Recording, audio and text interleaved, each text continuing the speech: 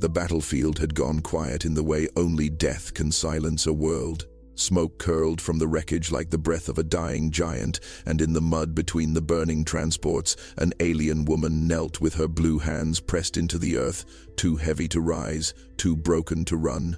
When the human soldier found her, his squad told him to keep moving, but he sat down in the mud beside her instead. And in that moment, he chose something the galaxy had long forgotten how to do. Before we dive in, let us know where you're watching from. And if stories like this move you, hit that subscribe button, because tomorrow's episode is even more unbelievable than this one. The air tasted like copper and ash. Sergeant Dane moved through the wreckage with his rifle low, boots squelching in mud that had been baked hard by plasma fire and then drowned by the rain that followed every battle on this forsaken moon. The transport vehicles lay scattered like the toys of angry gods, their hulls split open, their contents spilled across the cratered earth. His squad moved ahead, checking bodies, tagging survivors, doing the grim arithmetic of war. Dane stopped at the edge of a crater where water pooled black and oily. Something moved in the shadows beneath an overturned cargo hauler, not the frantic scramble of someone trying to escape, but the slow, desperate shifting of someone who had already given up. He raised his rifle, then lowered it. The figure was not holding a weapon, it was holding itself, arms wrapped around a body too heavy to lift from the mud. She was blue. Not the pale blue of Earth's sky, but the deep cerulean of ocean trenches, skin that shimmered faintly even under the coat of ash and grime. Her face was broad, her features soft and worn with exhaustion. She wore civilian clothes. A gray tunic stretched across her massive frame, torn at the shoulder and stained with blood that was not hers. When she saw him, she did not scream. She did not beg.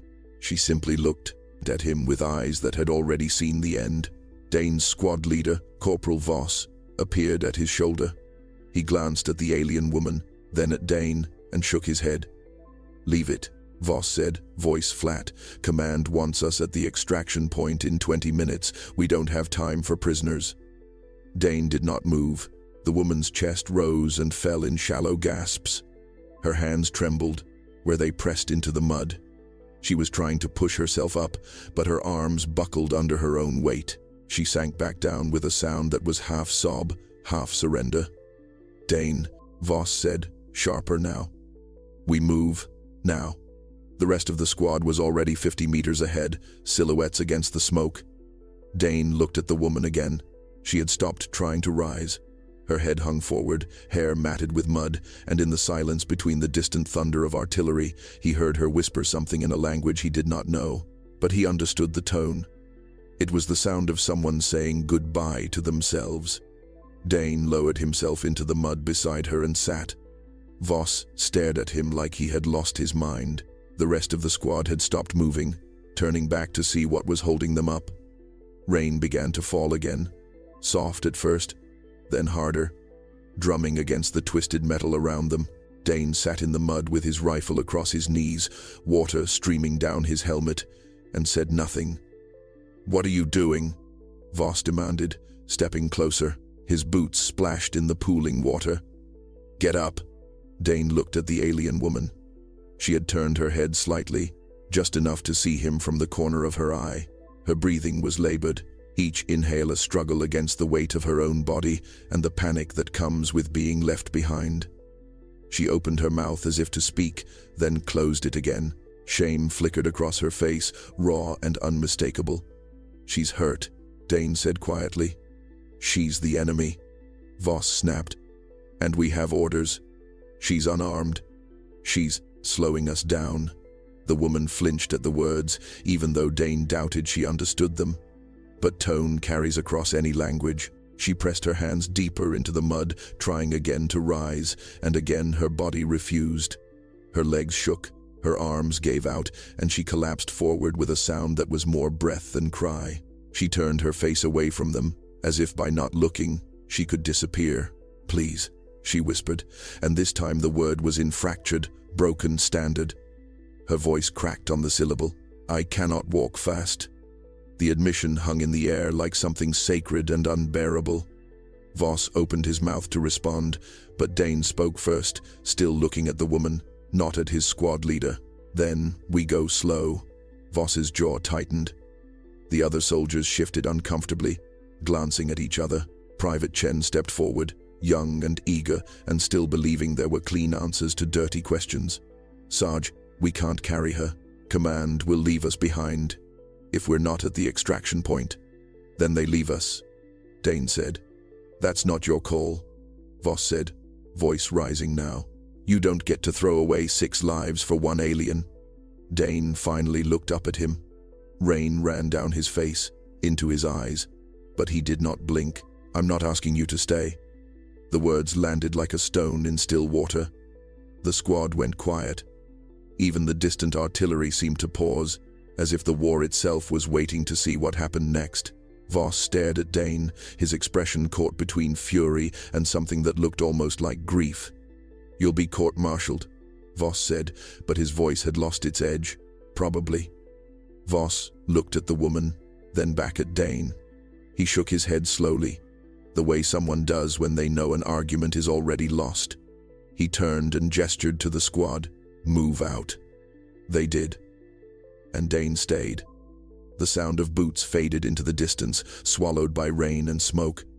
Dane watched his squad disappear over the ridge, their silhouettes melting into the gray curtain of the storm. Part of him wanted to call them back. Part of him wanted to stand up and follow, but he stayed seated in the mud, water soaking through his fatigues, rifle resting across his knees like a question he had not yet answered. The alien woman had not moved. Her shoulders rose and fell with each labored breath, and her hands remained planted in the mud as if she were holding the world in place. She turned her head slightly, just enough to look at him through the rain. Her eyes were violet, he realized, deep and luminous, ringed with exhaustion. "Why?" she asked, the word barely audible over the rain. Dane did not have an answer that made sense.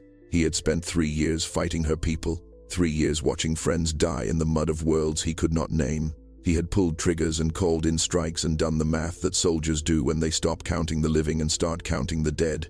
And yet, here he sat. "Because you asked?" he said finally. She blinked, rain streaming down her blue skin. Then, slowly, she began to cry. Not the loud, desperate sobbing of someone hoping to be saved, but the quiet, broken weeping of someone who had forgotten what kindness looked like. Her shoulders shook, and she pressed one hand to her mouth as if to hold the sound inside. Dane let her cry. He scanned the horizon, checking for movement, for threats, for the 100 things that could kill them, both in the next 10 minutes. When she finally quieted, he stood and offered his hand. She stared at it like it was a miracle she did not trust. "We need to move," he said gently. "Can you stand?" She nodded, but when she tried to rise, her legs buckled. Dane caught her before she fell, his arms straining under her weight. She gasped, shame flooding her face again, and tried to pull away, but he held her steady. "It's okay," he said. "We'll go slow." They did. Step by painful step, they moved through the wreckage. Dane supported her weight as best he could, one arm around her back, the other gripping her hand. She leaned heavily against him, her breathing ragged, her body trembling with effort. Every few meters, she had to stop and rest, and each time she whispered an apology he pretended not to hear. The landscape stretched before them like the surface of a drowned world. Craters filled with black water, burned vehicles jutting from the mud like gravestones. The sky above them churned with smoke and storm clouds, and in the distance, the faint rumble of artillery reminded them that the war had not stopped just because they had. "My name is Therra," she said, suddenly, breathless and quiet. Dane glanced at her. "Dane." She nodded, as if committing it to memory, as if his name was something worth remembering. They walked in silence after that, 2 strangers bound by a choice neither of them fully understood, and behind them, the mud held their footprints like a record of something the galaxy would one day need to see. Night fell like a curtain dropped across a stage no one wanted to watch anymore. The rain had stopped, leaving behind a cold that sank into bones and turned breath into fog. Dane found shelter in the half-collapsed remains of a supply depot, its roof caved in on one side but the other still intact enough to keep the wind out. He helped Therra inside, guiding her to a dry corner where crates had been stacked and abandoned. She sank down with a sound that was half relief, half pain. Her body seemed to fold in on itself, and for a long moment she simply sat there with her head bowed, hands resting on her knees. Dane set his rifle against the wall and pulled a ration pack from his vest. He offered it to her without speaking. She stared at it, then at him, suspicion and gratitude warring in her expression. "Eat," he said. She took it with trembling fingers and ate slowly, carefully, as if the food might be taken away at any moment. Dane ate his own ration in silence, watching the darkness beyond the broken walls. Somewhere out there, his squad was boarding extraction ships. Somewhere out there, the war continued without him. He wondered if Voss had reported him. He wondered if it mattered. When Therra finished eating, she wiped her mouth with the back of her hand and looked at him. "Why were you here?" she asked, her accent thick but her words clear. "On this world." Dane leaned back against the wall. "Orders. We were pushing through the supply lines. Your people had a base here." "Had," she repeated, the word bitter. "Yes, had." She looked down at her hands, turning them over as if seeing them for the first time. "I was not a soldier. I was a cook. I fed them, that is all." Dane said nothing. He had learned long ago that war did not care about the difference. "I had 2 children, Therra continued, her voice breaking on the last word. "A son and a daughter. They were with me when the first strike came. I told them to run. I told them I would follow." She pressed her hand to her chest, fingers splayed over her heart. "But I am slow. I have always been slow, and when I turned to follow them, the building fell. The silence that followed was heavier than any rubble. I do not know if they lived," she whispered. "I searched. For days, I searched. But there were so many bodies, so much fire." She looked at Dane, tears streaming down her blue cheeks. "Do you have children?" Dane hesitated. "A daughter. She's 7. Where is she?" "Earth, with her mother." "You miss her?" "Every day." Therra nodded slowly, as if this simple truth was enough to build a bridge across the gap between them. "Then, you understand," she said, "why I could not run fast enough. Why I will never run fast enough." Dane met her gaze. "You don't have to." She closed her eyes, fresh tears spilling over.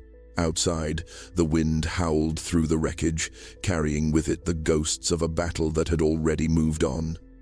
Inside, 2 parents sat in the dark and carried the weight of the children they could not save, and the ones they prayed were still breathing. And for a moment, the war did not matter at all. Dawn came slowly, bleeding grey light through the cracks in the depot walls. Dane woke to the sound of boots on gravel, distant but growing closer. He was on his feet in an instant, rifle in hand, moving to the broken doorway. Therra stirred behind him, her breath catching as she tried to push herself upright. He held up a hand, signaling her to stay quiet, and she froze. Through the gap in the wall, he saw them. 3 figures moving along the ridgeline, silhouetted against the pale sky. Enemy scouts, judging by their build and the way they moved in formation.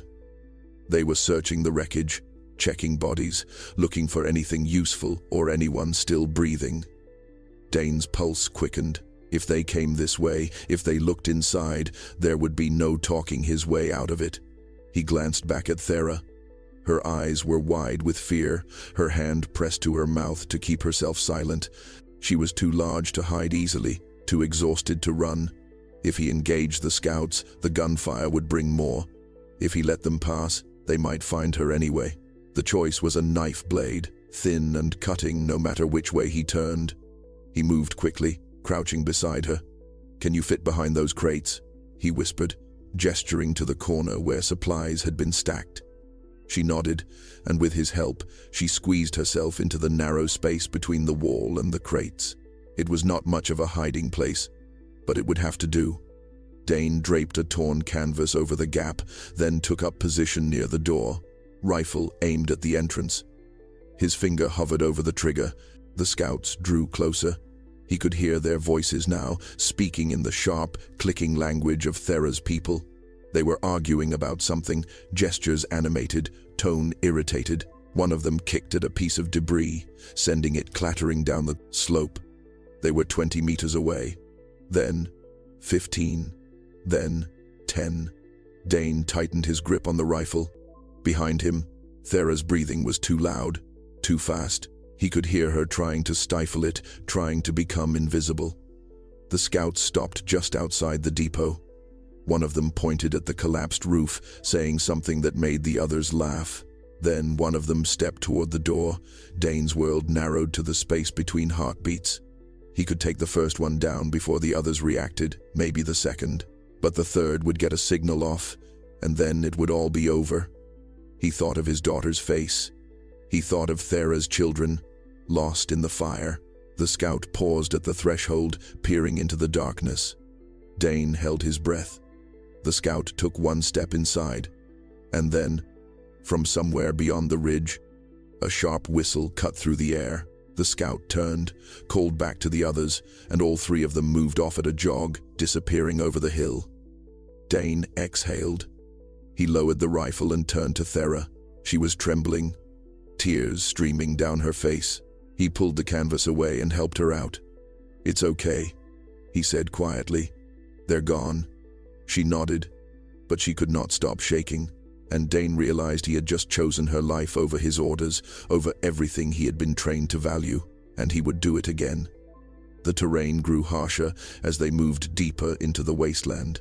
What had once been rolling hills were now jagged scars of rock and clay, carved by bombardment and scorched by fire.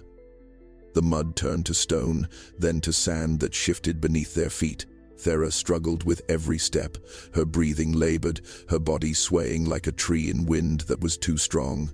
Dane watched her falter and catch herself, over and over, until the rhythm of it became a prayer he did not know how to answer.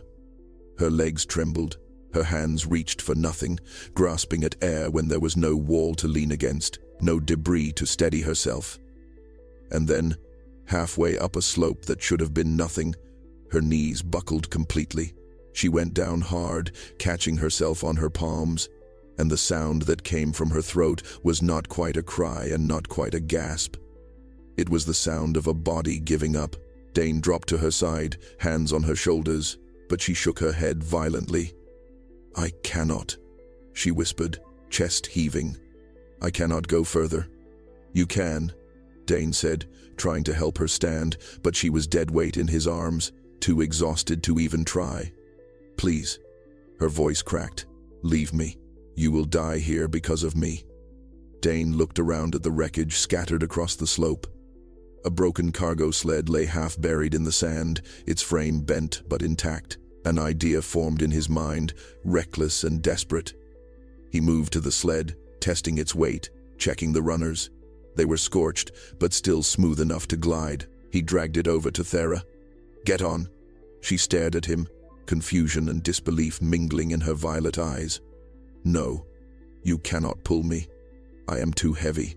"Get on," he repeated, his tone leaving no room for argument. She hesitated, then slowly, painfully, crawled onto the sled.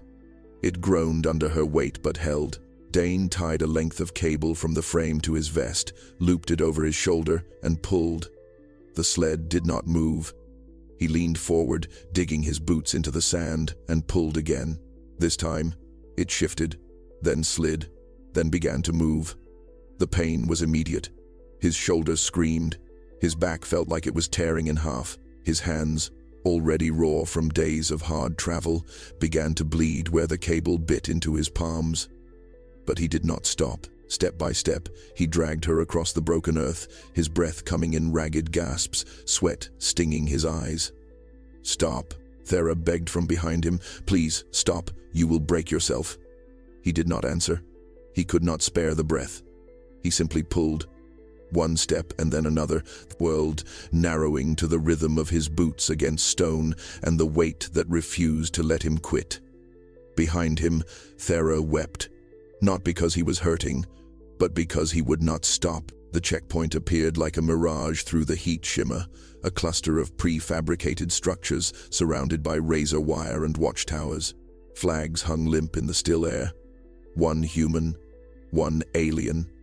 Side by side in the uneasy truce of a neutral zone, Dane stopped at the edge of the perimeter, his body shaking from exhaustion, his hands wrapped in strips torn from his undershirt to cover the bleeding. Therra lay on the sled behind him, silent now, her eyes closed against the sun. Guards appeared from both sides, weapons raised, 2 humans in desert fatigues, 3 aliens in light armor, their skin ranging from deep blue to pale gray. They stared at the sight before them, a human soldier covered in mud and blood, pulling an obese alien woman on a makeshift sled through no man's land. No one spoke, no one moved. Dane straightened as much as his broken body would allow. "I need safe passage for her," he said, his voice hoarse. "She's a civilian, non-combatant."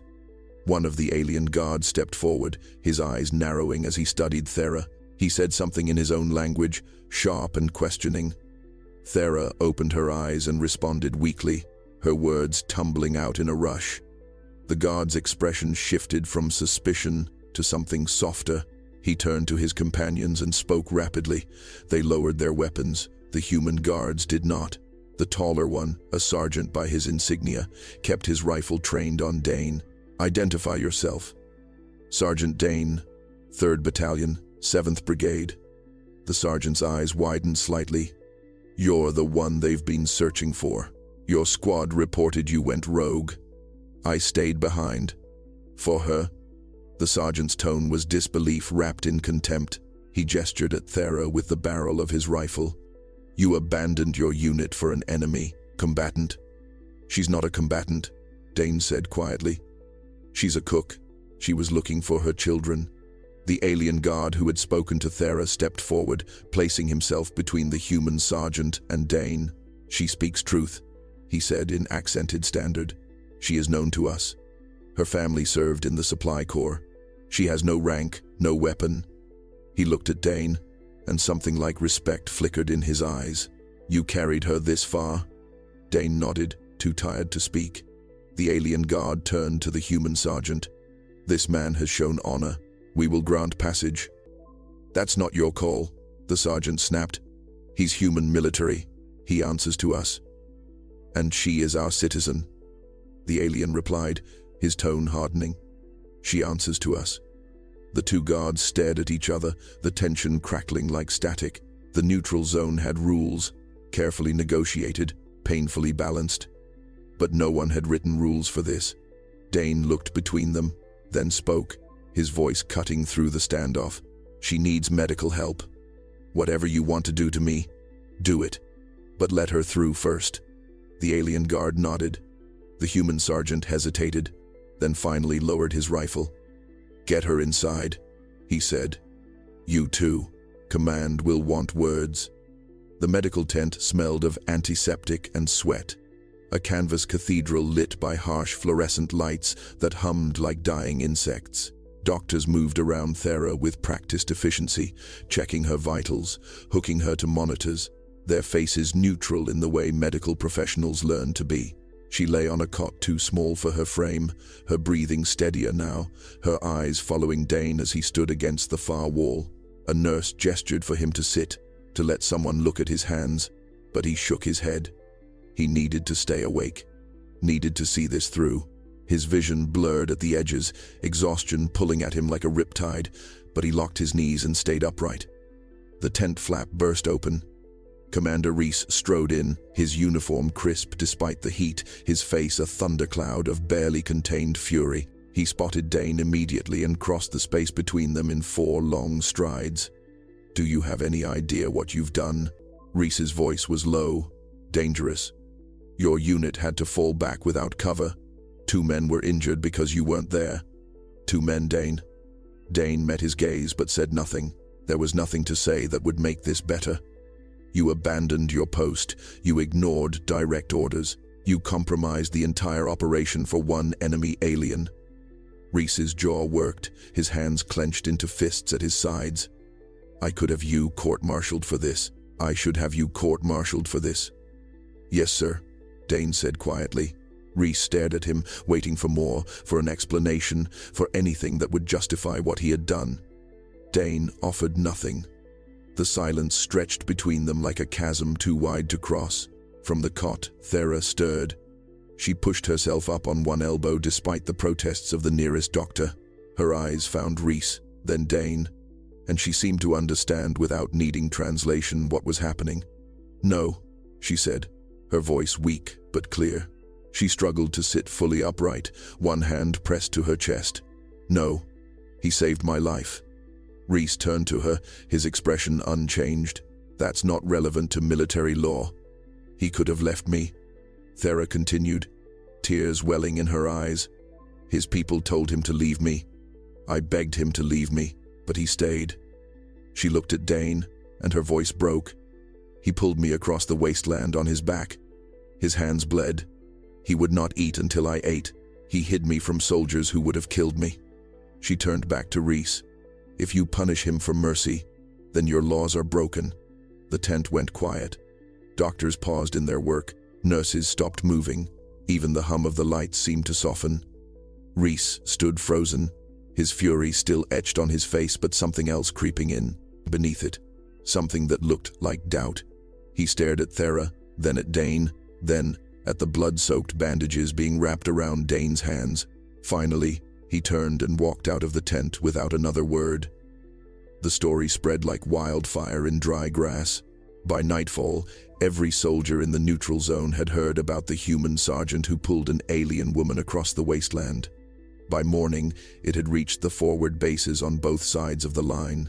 By the end of the week, it was being whispered in mess halls and barracks across 3 star systems. Some called Dane a traitor, some called him a fool, but others, the ones who had seen too much death and too little reason, called him something else. They called him brave. They called him human, in a way that had nothing to do with species and everything to do with what it meant to choose mercy when the world demanded blood. In a human outpost 200 kilometers north, a medic stopped to help an injured alien scout instead of calling in his position.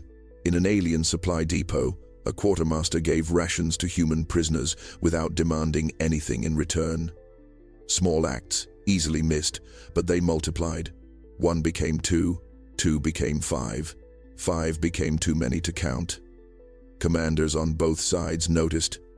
Reports came in of soldiers hesitating, questioning, refusing orders that a month ago they would have followed without thought. The war machine, so efficient in its grinding horror, began to shudder. Not a collapse, but a tremor. A crack in the foundation. Diplomats arrived at the neutral zone, gray-suited and sharp-eyed, carrying briefcases full of proposals that had been gathering dust for months. A ceasefire was suggested, then discussed, then drafted. Delegates met in the same tent where Therra had defended Dane, and they spoke in careful, measured tones about terms and conditions and the possibility of peace. But Dane and Therra paid no attention to the politics. They sat together in the medical tent. 2 souls who had found something in the mud that the diplomats would spend months trying to name. Therra's strength was returning slowly, her body healing under the care of doctors who treated her with a gentleness that surprised her. Dane's hands were wrapped in clean bandages. The bleeding stopped, the pain dulled by medicine he had refused until Therra insisted. They did not speak much. Words felt too small for what had passed between them. Instead, they sat in comfortable silence, watching the sun set through the open tent flap, painting the wasteland in shades of gold and amber that made even the wreckage look beautiful. When this is over, Therra said quietly, when they let me go home, I will look for my children again. Dane nodded. I hope you find them. And you will go back to your daughter? Yes. She reached out and placed her hand over his bandaged one. Her touch was gentle, careful not to cause pain. Thank you, she said, the words carrying the weight of everything she could not say. Thank you for sitting in the mud. Dane looked at her, This woman he had chosen over orders, over duty, over everything he thought he believed in, and he realized that in saving her, he had saved something in himself he did not know was dying. "You're welcome," he said. The war ended on a Tuesday morning, signed into silence by people who had never held a rifle or pulled someone from the mud. The treaty was thick with clauses and contingencies, but at its heart was something simple. Both sides were tired. Both sides had lost enough. Dane stood at the transport pad 3 months later, duffel bag over his shoulder, watching the morning light break across the horizon. The neutral zone had become something else in the weeks following the ceasefire, a place where former enemies learned to share coffee and conversation, where the word enemy began to lose its teeth. He had not been court-martialed. Commander Reese had filed his report with a notation that made no recommendation either way, and somewhere in the chain of command, someone had decided that prosecuting a man for mercy was not the message they wanted to send. Therra found him as he was boarding. She moved slowly still, her body not designed for the kind of journey they had made together, but she moved with purpose. She carried a small package wrapped in cloth. "I wanted to say goodbye," she said, slightly breathless from the walk. "Did you find them?" Dane asked, though he already knew the answer from the sadness in her eyes. "My daughter," Therra said, and her voice broke on the word. "She survived. She is with my sister now, on the home world. My son." She paused, gathering herself. "My son did not." Dane placed his hand on her shoulder, the gesture saying what words could not.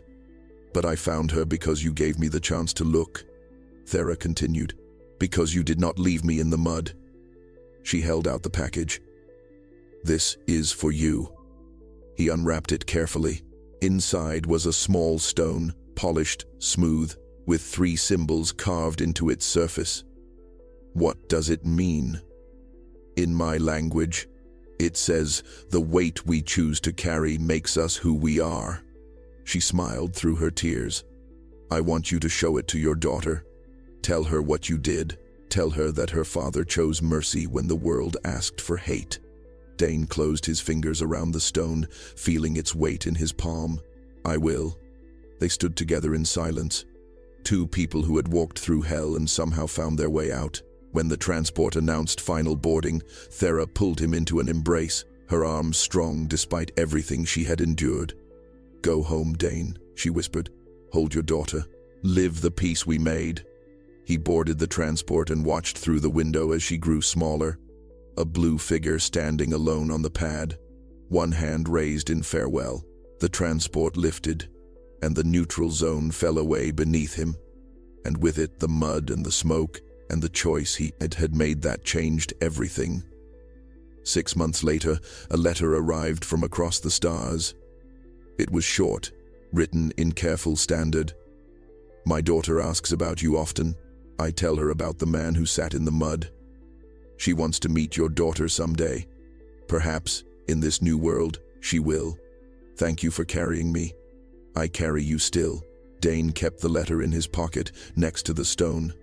And when his daughter asked him about the war, he told her the truth. That sometimes the bravest thing a person can do is stay. That mercy is not weakness. That the weight we choose to carry makes us who we are. And in the end, some mud is sacred ground.